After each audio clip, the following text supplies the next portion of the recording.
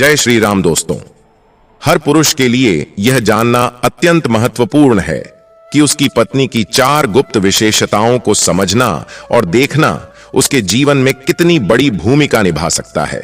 कहते हैं, अगर कोई पुरुष अपनी पत्नी की इन 4 गुप्त चीजों को समझ लेता है तो उसके घर में गरीबी का कभी वास नहीं होता और माता लक्ष्मी की कृपा हमेशा बनी रहती है। दोस्तों, आज के कलयुग में पति पत्नी के बीच छोटी छोटी बातों पर विवाद होना आम बात है, लेकिन अगर पति अपनी पत्नी की इन 4 गुप्त चीजों को समझे और अपनाए तो उनके जीवन से लड़ाई झगड़े हमेशा के लिए समाप्त हो सकते हैं। न केवल आपका जीवन खुशहाल होगा, बल्कि माता लक्ष्मी का आशीर्वाद भी आपके घर में सदैव रहेगा। तो मित्रों, क्या आप जानते हैं कि पत्नी की वे 4 गुप्त चीजें कौन सी हैं जिन्हें हर पुरुष को देखना और समझना चाहिए? अगर आपको इसका अनुमान है तो कमेंट बॉक्स में जय माता लक्ष्मी अवश्य लिखें। अब हम आपको एक कथा के माध्यम से बताएंगे कि इन 4 गुप्त चीजों का महत्व क्या है। आपसे विनम्र निवेदन है कि इस कथा को ध्यानपूर्वक शुरू से अंत तक सुने, क्योंकि अधूरी जानकारी कभी कभी हानिकारक हो सकती है। पूरी जानकारी प्राप्त करना ही आपको सफलता की ओर ले जाएगा। तो आइए कथा शुरू करते हैं। एक बार भगवान श्री राम और माता सीता अपनी कुटिया में बैठे हुए थे। तभी आकाश मार्ग से होकर लक्ष्मण जी उनके पास आए। लक्ष्मण जी ने भगवान श्री राम और माता सीता को आदरपूर्वक प्रणाम किया। भगवान श्री राम ने मुस्कुराते हुए उनकी ओर देखा और कहा, लक्ष्मण जी।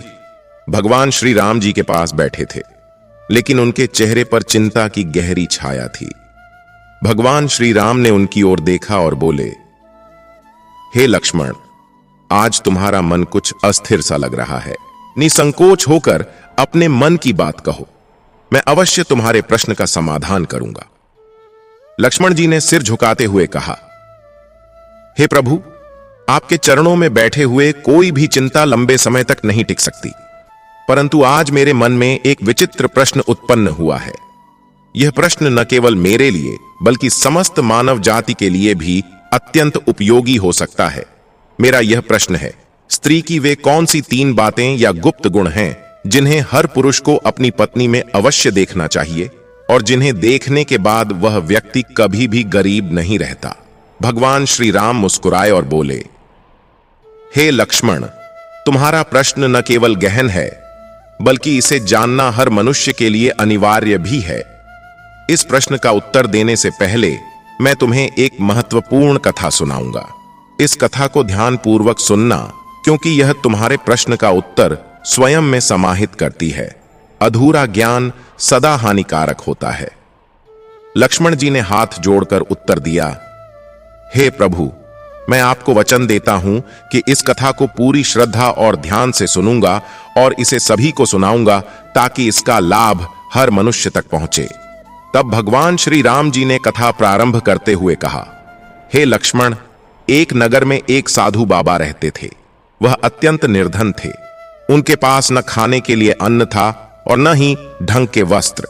वह मात्र एक वस्त्र में अपना जीवन व्यतीत करते थे, परंतु उनकी पत्नी अत्यंत सुंदर और आकर्षक थी। भगवान ने आगे कहा, हालांकि साधु बाबा अपनी पत्नी से गहरा प्रेम करते थे, लेकिन उनकी पत्नी को अपनी सुंदरता पर घमंड था। इस घमंड ने उनके वैवाहिक जीवन में समस्याएं खड़ी कर दी थीं।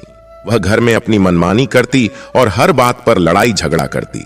इस कारण साधु बाबा अत्यंत दुखी और चिंतित रहने लगे। साधु बाबा की पत्नी के तानों और झगड़ों ने उसके जीवन को दुखों से भर दिया था। वह प्रतिदिन अपने ही घर में तानों का सामना करता।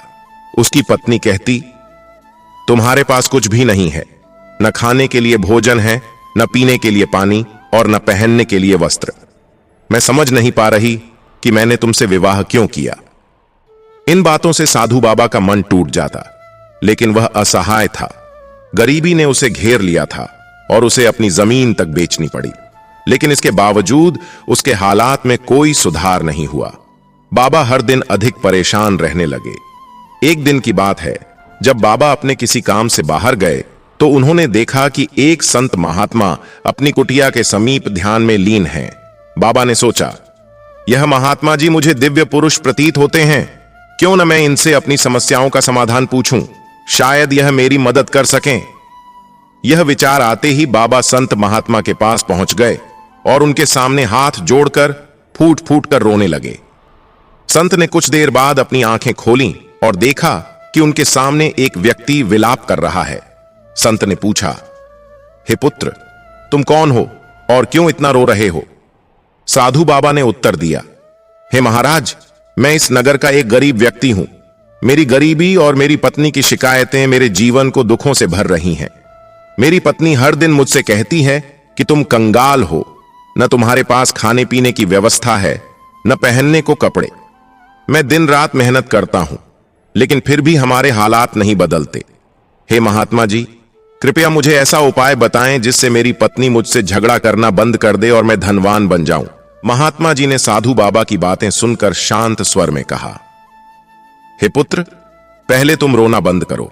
मैं तुम्हें 4 ऐसी चीजों के बारे में बताने वाला हूं जिन्हें हर पुरुष को अपनी पत्नी में देखना चाहिए। यदि कोई पुरुष इन 4 चीजों को देख लेता है और समझता है तो उसे धनवान बनने से स्वयं विधाता भी नहीं रोक सकते। साधु बाबा ने तुरंत कहा, हे महात्मा जी, कृपया देर न करें। मुझे वे 4 बातें बताएं ताकि मैं अपनी समस्याओं से छुटकारा पा सकूं और मेरा जीवन सुखमय हो जाए।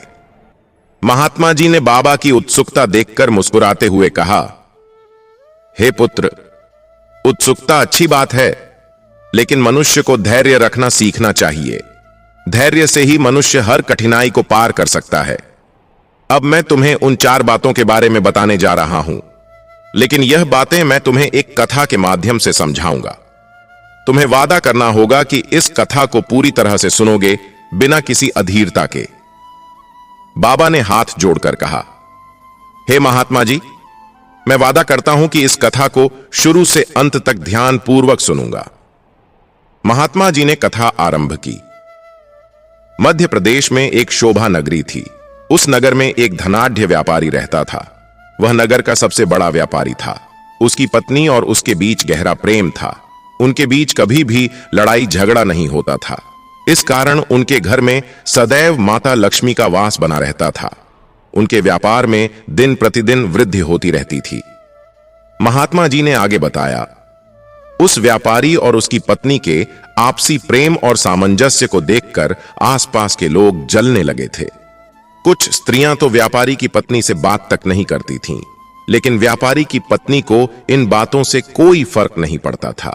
वह के समय अपने घर और माता लक्ष्मी के पास दीपक प्रज्वलित करती थी, जिससे पूरा घर आलोकित हो जाता था।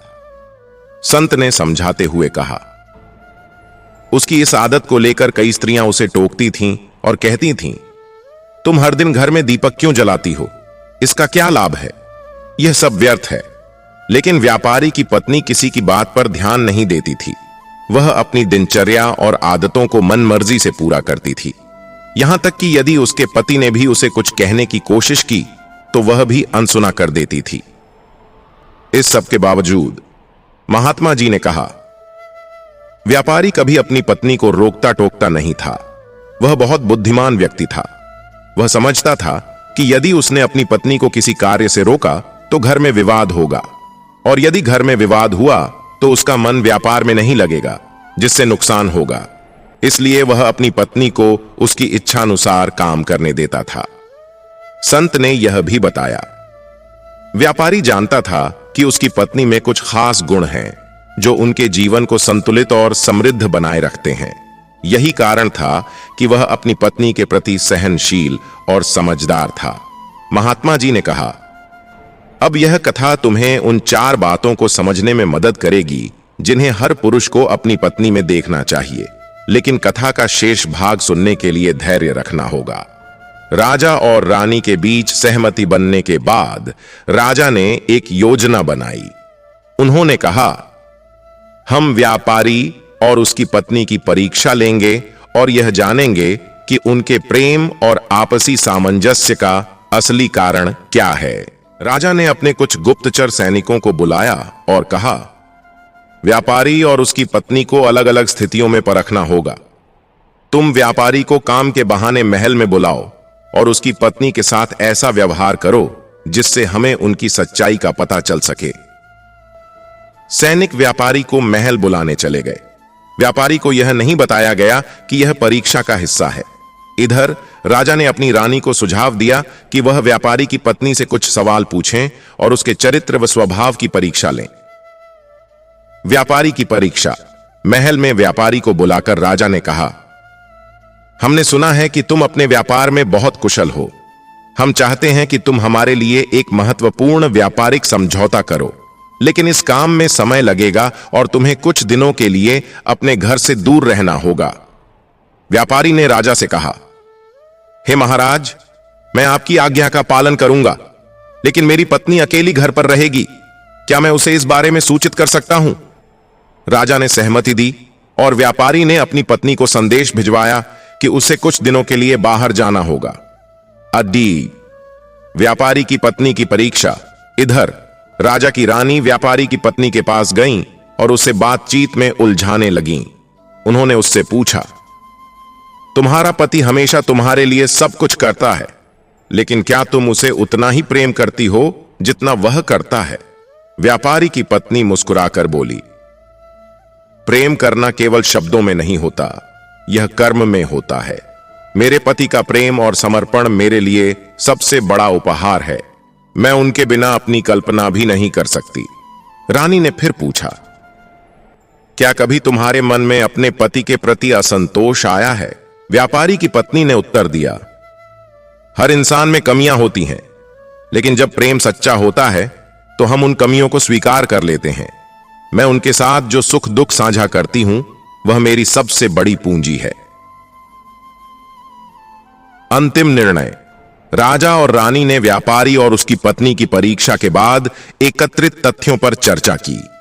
राजा ने कहा, इस व्यापारी का प्रेम और बुद्धिमानी उनके रिश्ते की नींव है।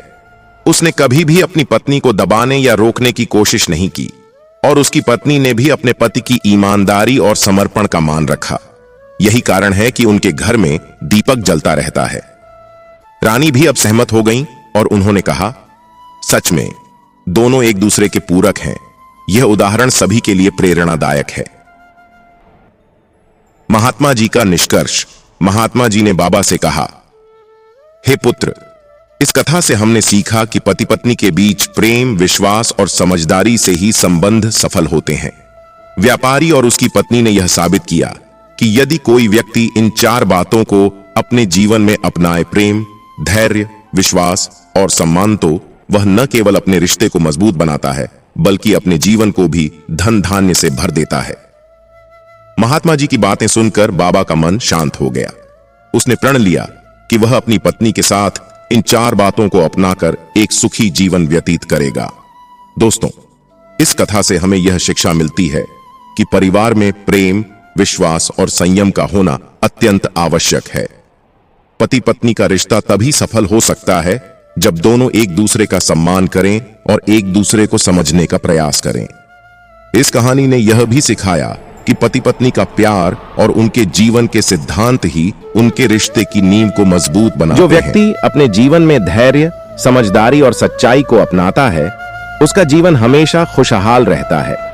यदि आपको यह कथा पसंद आई हो तो इसे अपने मित्रों के साथ साझा करें और हमारे सुपर पावर विद इन बर्बिनमाडी चैनल को सब्सक्राइब करें, ताकि आप ऐसी ही ज्ञानवर्धक और प्रेरणादायक कथाएं रोजाना सुन सकें। नीचे कमेंट बॉक्स में अपनी राय जरूर लिखें और जय श्री राम कहना ना भूलें। धन्यवाद।